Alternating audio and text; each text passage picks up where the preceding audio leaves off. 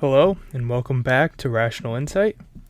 So, I know I promised today to talk about the lack of belief in the Holocaust, but as I started doing research for that podcast, I realized that that's going to be a much more challenging topic than I realized, and it's going to take me a while to do the research for it.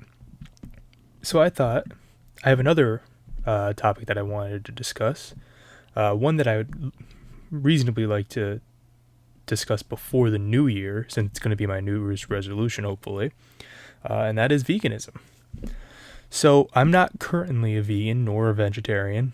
I've lived my entire life as an omnivore, and I've done a lot of sports in the past and gotten into powerlifting and things like that, which the culture around that is to eat as much chicken and rice and broccoli as possible.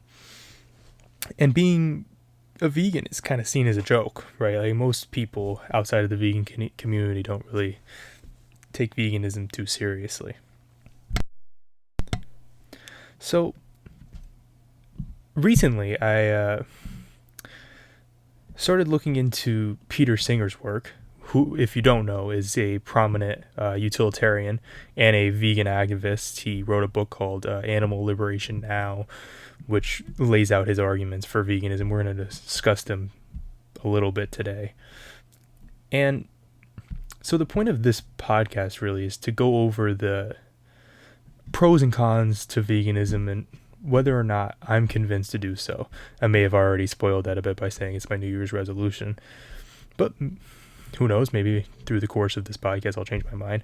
I did my best to do research on both the arguments for and the arguments against veganism, and I hope to represent each adequately to veganism, or at least that's where I start. So to start the conversation, I think it's important to define veganism. So veganism is defined by the I guess I lost the name of the vegan activist group that I got this from. But it's defined as the practice of abstaining from the use of animal products, particularly in the diet, and associated philosophy that rejects the commodity status of animals. So what that means is the commoditization of animals, which is the ability to buy and sell them, is rejected through veganism. So eating animals, buying and selling animals, I'm not sure how far vegans actually go in terms of pets. I know a lot of them do have pets, but there seems to be, as with all philosophical groups or activist groups in general, there's layers to each. Some that take it much more seriously than others, or some that see things as ethical that others might otherwise reject. So the commodity status of animals in the United States is defined as the legal status and property of most non-human animals, particularly farming animals, working animals, and animals in sport, and their use of trade. Unfortunately, I looked this up, and I didn't realize that free-roaming animals, or not free-roaming animals, food animals, that quotes around that, because they didn't really define food animals. I'm not sure if, because there's a lot of different things that get eaten, but I'm diverting a bit here. There are no laws against any type of abuse against food animals. So, in theory, you could do practically whatever you please to animals, and there's absolutely no pushback that can be held legally from that, which I find just quite insane. That there would be, you would think there would be at least some level of baseline there, that maybe you should have to treat your animals with some level of respect. Now, I know that farmers, just from my personal experience, do have to follow like a quite stringent set of rules for how they treat their animals. But these food animals can be bought by anyone. So theoretically, you can buy any animal you want, do whatever you want to, which I think is probably something that most people would push back on. So it was the Vegan Society, by the way, that I was trying to quote earlier. So the Vegan Society, defines veganism as a philosophy and a way of living which excludes all exploitation and cruelty to animals for clothing, food, or any purpose whatsoever that causes harm to animals and has the negative effect of harming the environment. Which, I mean, we're going to get into that argument as well here, right? Jumping the gun a bit. In 2019, 2.26% of Americans classify themselves as vegan. So a very small percent of the population here. If you have a room of 100 people, only 2 of them will consider themselves vegan.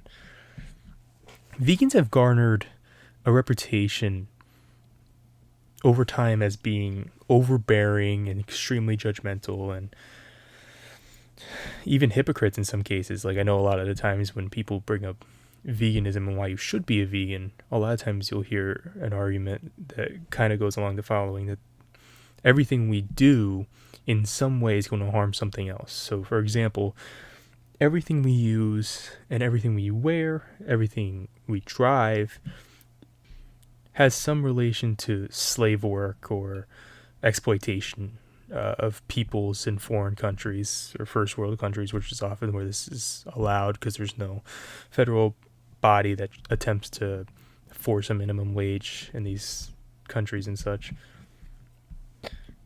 So vegans have often come across as these hypocritical and overbearing, rude people.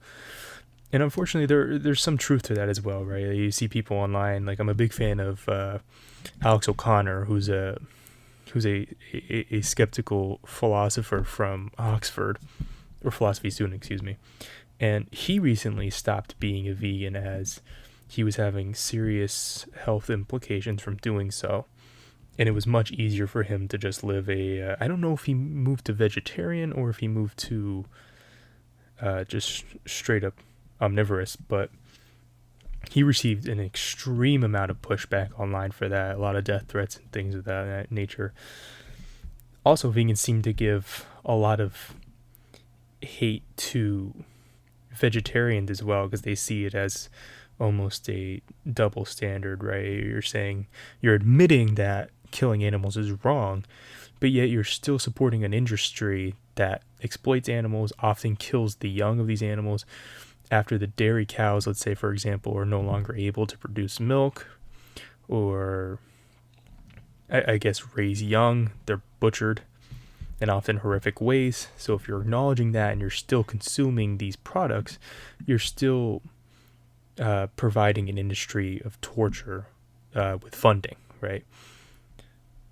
So I just wanted to give a little bit of background on veganism and where its place in society is today before we delve into some of these arguments. And at the end, I'm going to give my own kind of take on these things.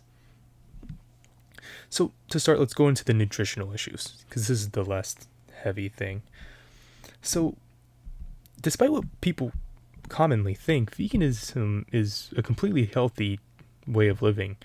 I have a study here from Tuso et al. In 2013 that shows that plant-based diets are cost-effective, low-risk interventions that may lower body mass index, may lower blood sugar, blood pressure, HbA1c, and cholesterol levels. And they may also reduce the number of medications needed to treat chronic illnesses and lower heart disease and mortality rates. So it seems that the research is bearing out, and this is just one study, but there's plenty of research on this at this point, that veganism seems to have some pretty healthy benefits. I know for myself, when I hear of vegans, I often think of nutritionally starved people that are barely able to live, kind of hippie type people, but this doesn't seem to be the case in the research here. Now, there are some issues nutritionally with veganism. This often gets cited for people that advocate against veganism, is that although vegan diets tend to be high in dietary fiber, folate, vitamin C, E, and potassium, magnesium, and unsaturated fats, the issue is there's a really strong link to deficiencies in vitamins B12, D, calcium, iron, and omega-3. Now, vegans may argue that you can supplement to fight against these issues because most people are deficient in vitamin D anyway. It still kind of raises the question here of how can vegans claim that their diet is healthier and their lifestyle choices are healthier when they're still deficient in so many things. And there's often a lot of anecdotal reports of, fatigue, brain fog, issues sleeping, those types of things. Now, again, not everybody reports these, and the research actually seems to go the other way. So I guess that's up to each individual person to decide. So let's now move into some of the philosophical issues surrounding veganism and supporting it. So let's start I think it's easiest to understand the arguments for veganism before we get into the arguments against it, because you kind of have to understand what to argue against before you can argue for, at least in this case, I think. So a big thing I'm going to be basing this off of is utilitarianism. And the reason for that is, one, it's currently my favorite ethical system. And it also seems to be the one that most vegans advocate for, even if they don't realize that they're doing so. So I'm not going to delve too far into utilitarianism here today. I'm just going to give a brief overview of it, very brief overview of it, because it's once you get past the initial points of utilitarianism, you can get really into the weeds with the nuances. So the best way to understand utilitarianism, or it's often referred to as consequentialism, is by the pain and pleasure principles. So what matters most is the maximization of well-being and or pleasure for, well, I'm going to get into that as well, but for now, for people, and to minimize suffering to the greatest degree. So something that's really good about utilitarianism that you don't get with any other ethical system is that you have a calculation you can do for any ethical situation you find yourself in. So let's say, for instance, you win the lottery, you win $1 million, let's say.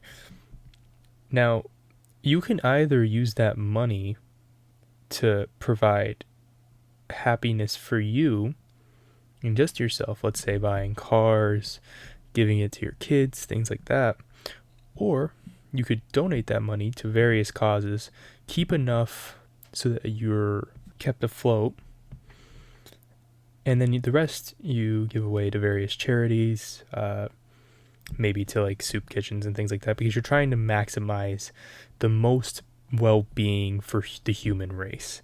Everything you do should be based on what will maximize human well-being, but inversely, you can't do something that's maybe, let's say, great for everyone else, but causes you a great amount of pain. So it's almost like this scale, right? You want to maximize pleasure without inflicting pain. So if, let's say, 100,000 of that dollars, if I gave it to my kids for their college fund, would save me a lot of pain and would give them a lot of pleasure, versus giving all of it away from charity, then it would be best to do that. So obviously, when this ties into veganism, it would be maximizing the animals' pleasure and reducing the suffering that they're caused in various situations so that they may be exploited by not exploiting them. The thing here is that's important to recognize is just the maximization of well-being and the minimization of suffering. But now we have an important bridge to cross. Why is it that animals are considered in this scenario as well, right? Because human beings, we have a thing called theory of mind, where we're able to recognize that other human beings feel like we do. They experience life in a similar way that I do. When I feel pain, it's bad. I don't like it. And I know that others seem to feel pain, without getting too reductionist, and we can really get into some deep philosophical territory here if we go too far with it. But it seems like others feel the same things that I feel, and that's why it's important to maximize well-being for the human race and to minimize suffering. The question is raised here, though, for animals is, do animals even feel pain and suffering like we do? Now, the vegan's going to say yes, and the reason they're going to say yes is because animals have a very similar physical structure to humans. We think that, I guess I'm getting a little ahead of myself, so to back up a second. What matters here for well-being and happiness, pain, and suffering, and the ability to, garner a future, and like I said, maximize pleasure. So this is what's referred to as sentience. So sentience is the ability to have subjective experience. So not just well-being, but able to, feel, maybe even love, to enjoy, to hate, these types of things is what we involve in sentience. Now, the hard problem of consciousness, which is a huge metaphysical issue, is one that states that we can't really know what consciousness is. It's really hard to define what it actually is. Like, even as you hear me speaking now, I'm kind of giving vague answers to this because there really is no right answer here for what consciousness is. So the hard problem of consciousness is not only that, but we also don't know where it comes from. See, it seems, I'm going to argue for pretty heavily here in a minute, that it comes from the brain, or at least it seems to be the case. But even if we grant that, there's no real way to know it. There's no way of knowing why consciousness arises in the brain. There's no real reason to knowing how consciousness arises in the brain. There's no real reason to know if it comes from the brain. We just kind of assume that these things are the case. There's so many rabbit holes you can go down with this. Here you get into things like mind-body dualism, where consciousness it may be linked to the brain, but there's actually a thing in between that, which some refer to as the soul or the mind. Again, we're getting into super deep topics here that are way outside the pay grade of this episode. So to be as simple as possible for this podcast, and for myself, frankly, we're going to define animal consciousness as what animal philosophers try to define it as, which is animal awareness, the quality or state of self-awareness within an animal, or of being aware of external objects or something within itself. So in humans, consciousness has been defined as sentience, awareness, subjectivity, qualia, which is just a fancy word for philosophers to describe the ability to experience or to feel, wakefulness, having a sense of selfhood, and the executive control system of the mind. Which I would argue some issues with that definition itself, because then you're kind of begging the question of free will in there. But again, I'm trying to be as simple as possible for my own sake here.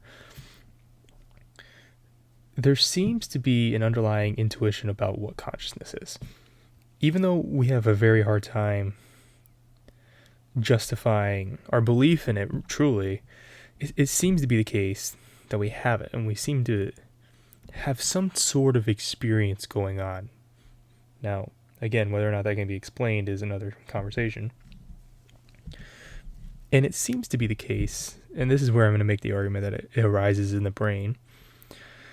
It seems to be the case that our brains are heavily tied to our subjective experience.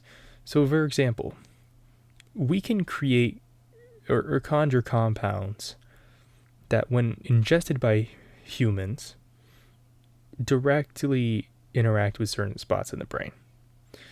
Pleasure, reward signals, perhaps GABA increase or decreases, depending on what you're going for here. So neurotransmitter interactions.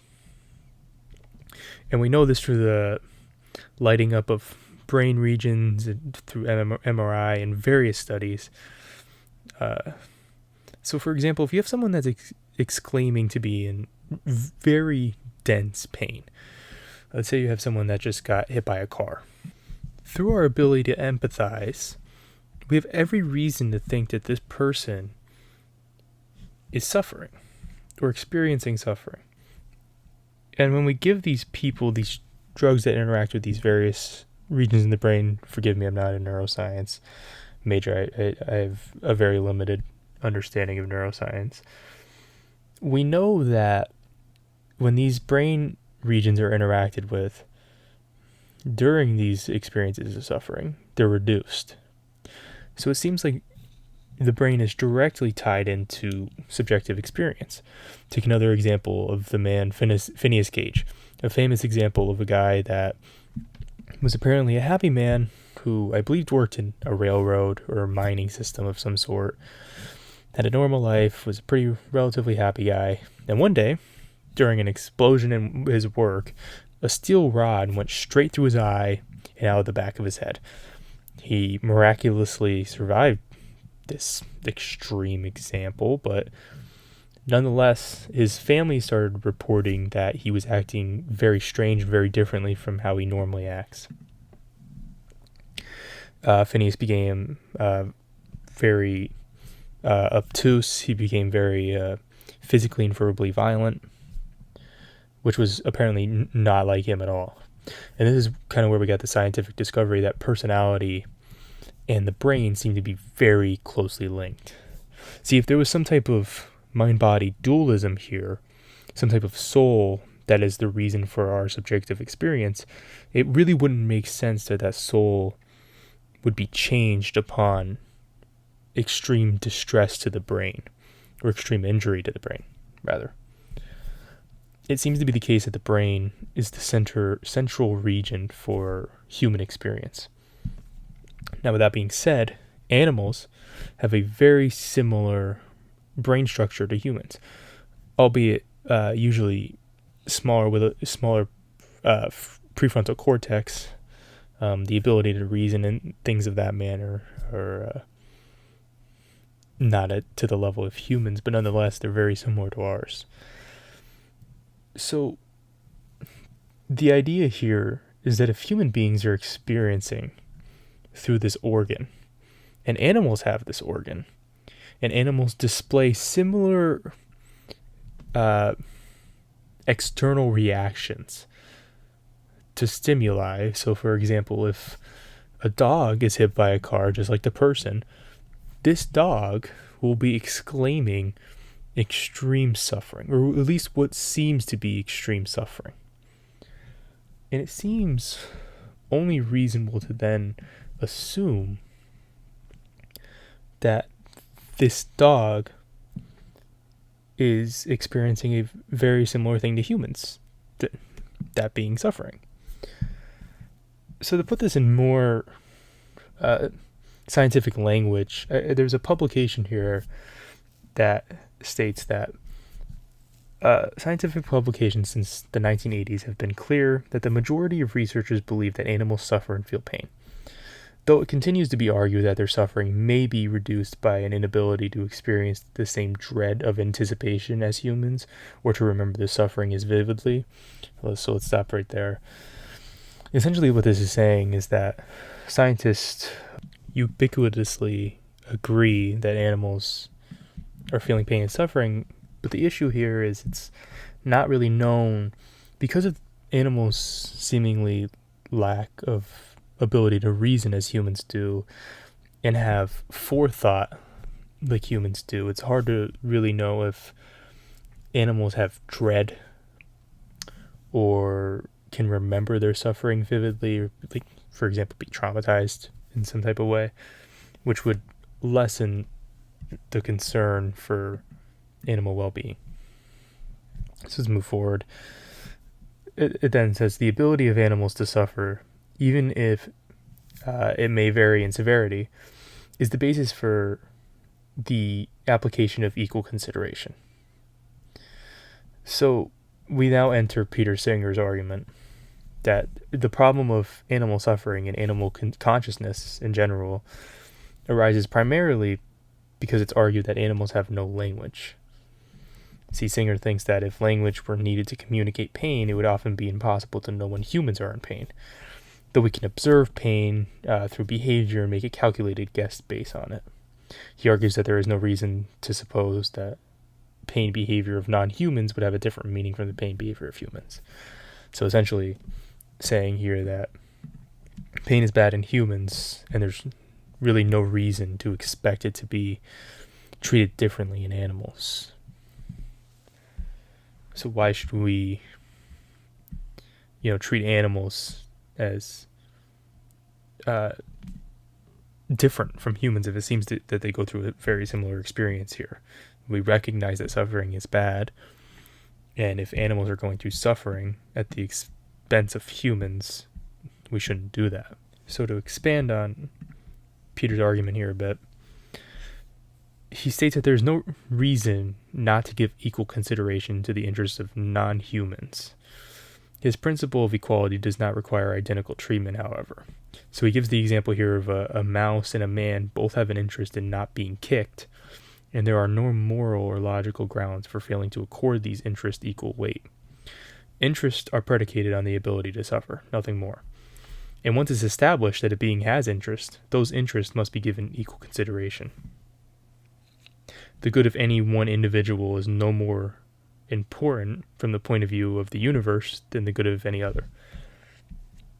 So essentially here what we're getting to is, what is it that makes humans unique in the ability to have such basic rights, such as the right to not be tortured or not be killed even? This is kind of entering into the problem of speciesism, which we'll get to in a second. But this is kind of the baseline that most utilitarian vegans hold, is that animals don't seem to be different in terms of humans, in terms of pain and suffering, although it's argued usually that it's on a spectrum. Perhaps humans can have a more intense version of this, which again I'll get to in a second. But since that's the case, then to the utilitarian there seems to be no reasonable distinction that can be made between humans and animals in terms of why we should enhance the pleasure and reduce the suffering of one and not the other, especially when one of them is getting the pleasure out of this that's outweighed by the negative of the other.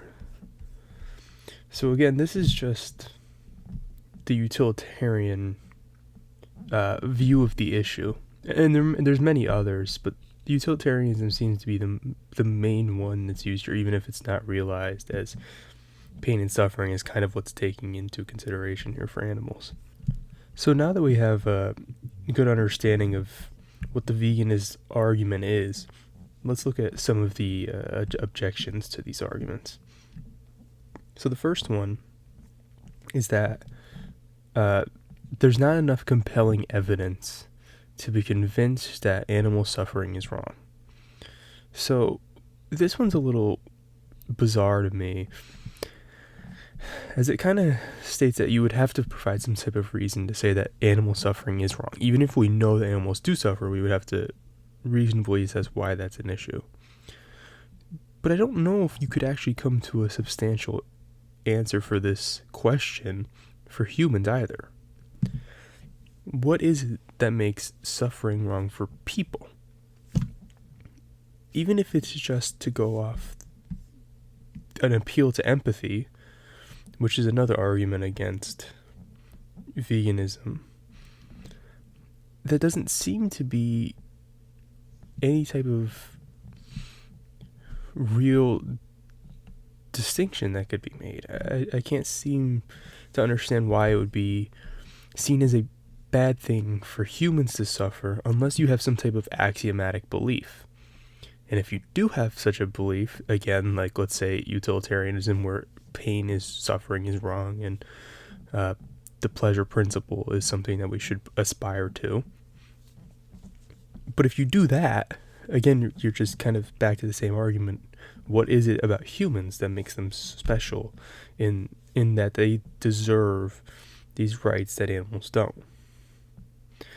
Well, there is one answer to this question, and it comes from a different form of ethical philosophy here. So this is separate from utilitarianism, and it's called the social contract theory. Social contract essentially starts with that asserting that human beings arrive at a point called state of nature. So when there's no society, there's no governing principles going on in humanity. There's a thing called the state of nature in which individuals' actions are bound by their own personal power and conscience. In the starting point, it's asserted that rational individuals decide to consent to voluntarily give up their natural freedom, which is that to do whatever you please to achieve the maximum amount of power and happiness, although that leaves you vulnerable to being murdered, attacked, stolen from. So these people in this state of nature will decide to voluntarily give up these rights in order to obtain the benefits of political order, so safety, societal benefits such as trading, infrastructure, things like of that nature. So the central assertion that the social contract theory approaches is that law and political order are not natural, but are human creations. The social contract and political order it creates are simply the means towards an end, the benefit of individuals involved, and legitimate only to the extent that they fulfill their part of that agreement. The philosopher Thomas Hobbes argues that government is not a party to the original contract, and citizens are not obliged to submit to the government when it is too weak to act effectively and suppress factionalism and civil unrest. So this is essentially stating that individuals have consented either explicitly or tacitly, so through generations, through their family, through means maybe it's just kind of brought upon them throughout their life, that they're going to surrender their freedoms and submit to the authority of a ruler or government of some sort in exchange for the protection of the remaining rights that are granted to them by this ruler. So under the social contract, it's also known that you're acting in such a way that you hope others will reciprocate with you, and if they break this contract, then you will also break the contract. So I may hate someone, but because I've given up my fundamental rights to live in this government and society, I won't attack this person or harm them, despite whatever grievances they may hold against me. I will follow the rules of the government, or at least that's what the idea is. Whereas with animals, to the social contract theorist, animals cannot join the social contract. They cannot respect the rights of the society.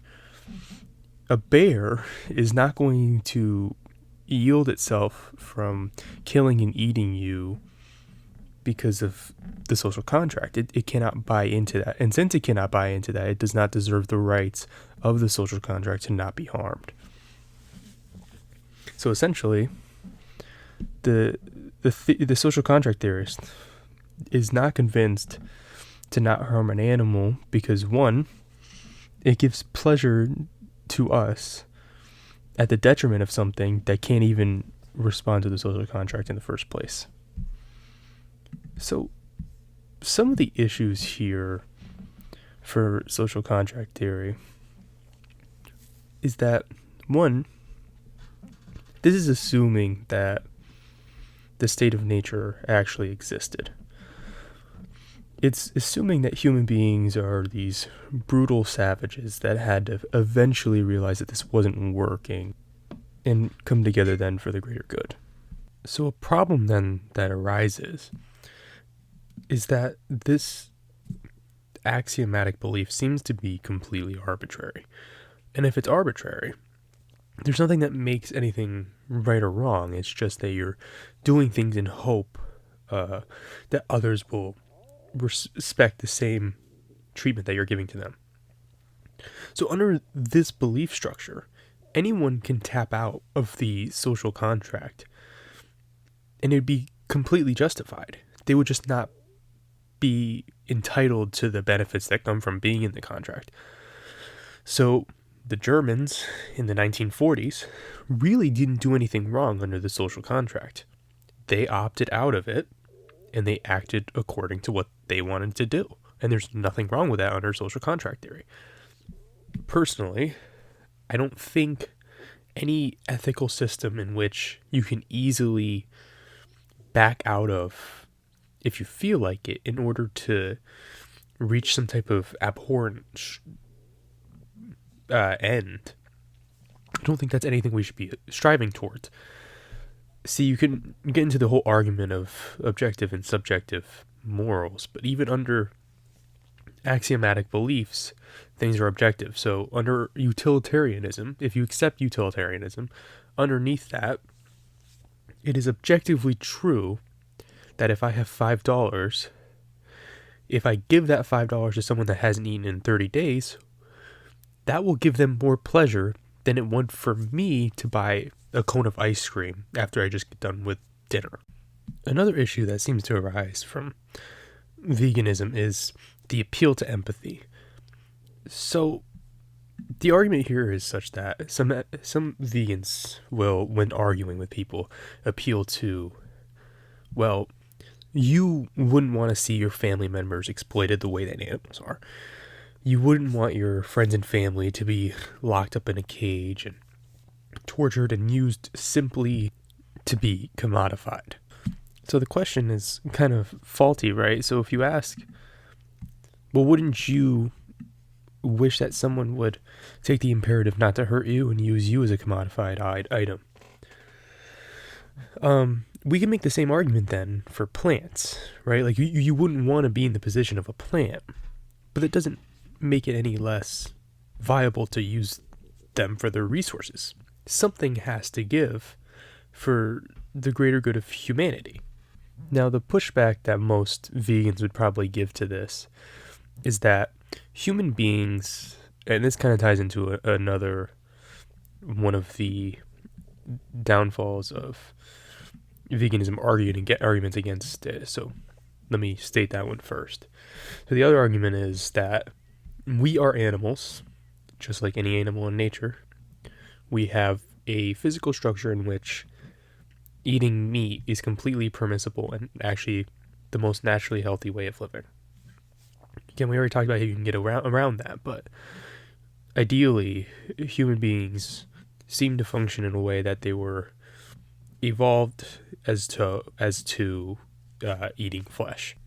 So the pushback here that applies to both of these things, from the vegan standpoint, is that human beings have the ability to rationalize. We've created grandiose structures in which you can go to your local grocery store and buy whatever food that you want to buy, and whenever you buy something, you are essentially telling the person you're buying it from to continue making those things because, well, one, they're making the money and it's a requested good. Human beings are now at a point in time where you no longer need to eat meat. Every human being on the planet could essentially become vegans and live completely healthy, normal lives. There's no type of nutrients in animals that you can't get in plants. So it's upon us then, if we do not have to eat meat, to take the moral imperative, the jump, to then not do so. Right? I think most vegans would agree that if we were living in a point like, let's say, 500 years ago, it wasn't really viable to actually be a vegan. It'd be really difficult to do so. Especially if you're attempting to live somewhat of a healthy life. It would be extremely difficult to do so. But today, that is not the case. There's a million ways to eat a vegan diet, right? I mean, there's even fake meat now that is reported upon, and I've tried some myself, seems to taste exactly the same as regular meat. So yes, it's not pragmatic to be a vegan. It's much easier to just live a life that most Americans and most human beings live, which is an omnivorous one. But it takes and this goes back to utilitarianism, the amount of pain and suffering that will be caused to you from not eating animal products anymore or using animal products anymore is completely outweighed by a huge benefit to the animals. I think most vegans would agree that humans come first to animals because of our greater ability to reason. We know theory of mind for other humans. We know our extent of suffering and pleasure. We don't necessarily know where animals lie, but it's to harbor the safe side of things. It's easier to, or it's better to assume, given all the things we've already listed, that animals are living similar lives to us in that way, and that we should take the moral imperative to not exploit them. So another issue here that arises is sometimes vegans will advocate for animals to be granted the same rights as people. That because you can't make a meaningful distinction between animals and people, they should be granted the same rights as us, to the extent that they can do those things. So if this is the case, that would mean that animals have the right to life. They have the right to not be murdered. What then are we to do for animals in the wild? What about carnivores that have to eat other animals? Well, sometimes you have vegans advocating for the extermination of those animals. Now, not everybody does this, of course. I'm talking about an extreme here, but in this specific case, I think it's glaringly obvious that this imposes a problem. We're now murdering more animals to do what we have deemed morally justified. And also, this type of argumentation is not going to go very far with laymen at all, right? It's hard to convince anyone of that kind of argument, that animals should be granted the same rights as people. And this is where you get to what I think is the strongest argument for against veganism, is that there's not compelling evidence that animals deserve the same protections as humans. So, like I just mentioned, the issue of rights, we also have the issue of, yes, we think that animals are experiencing the same things as us, but even if that's the case, why is it that we should treat animals to the same way that we do? Are we now to take people to court if they hit a deer in the road? Because, if you hit someone with your car, that's going to be a major issue. Are we to do that now with them? Where are we going to stop with these rights? Like, why is there an arbitrary line we're drawing at murder? Especially if we don't know that these animals deserve such a right. It seems like there would be a huge change to humans and a huge negative to the practical applications of human life for something that we can't even guarantee should be afforded those rights. So if these animals don't feel exactly the same way as we do, or maybe not to the extent that we can, should they not then have less rights than we do? See, an argument that kind of arises here against that one as well is that you could make the same argument for people, right? There's human beings that cannot feel and interact the same way that most humans do, and those humans aren't granted the same rights that everyone else is. You would never because they couldn't, you would never let someone in a vegetative state vote for who should be running for office. That's just ridiculous. That sounds insane. So why should we grant animals the same type of resources when we're not even sure if they can appreciate these resources?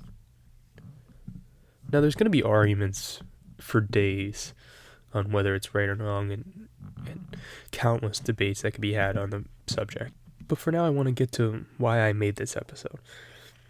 So I came to the realization that I don't think I can justify the means by which I'm living my life. The exploitation that animals have to go through for me just to have the food and clothes that I want doesn't seem to be justified. I would be taking much less of a hit in order to relinquish the pain that these animals are going through. And I don't think there's reason not to believe that animals are going through suffering.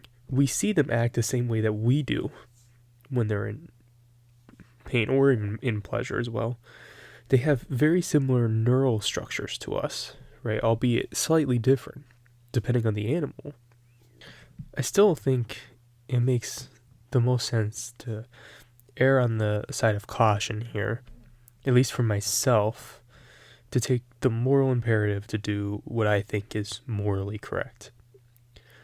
Now, with that being said, this is going to be a really big challenge.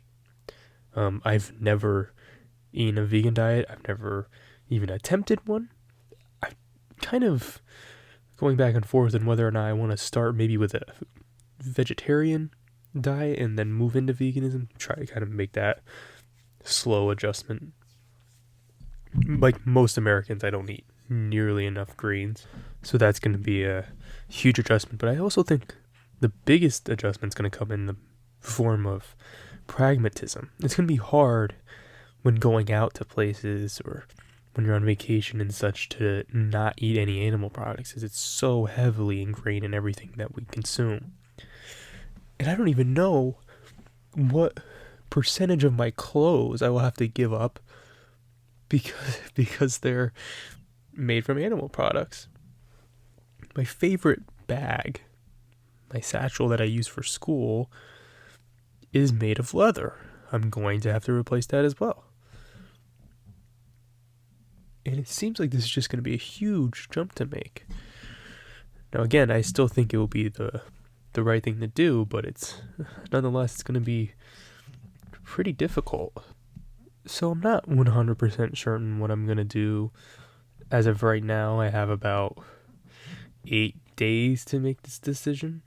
And I'm going to try to do as much research as I can and maybe some mental gymnastics to try to figure out what I think is best.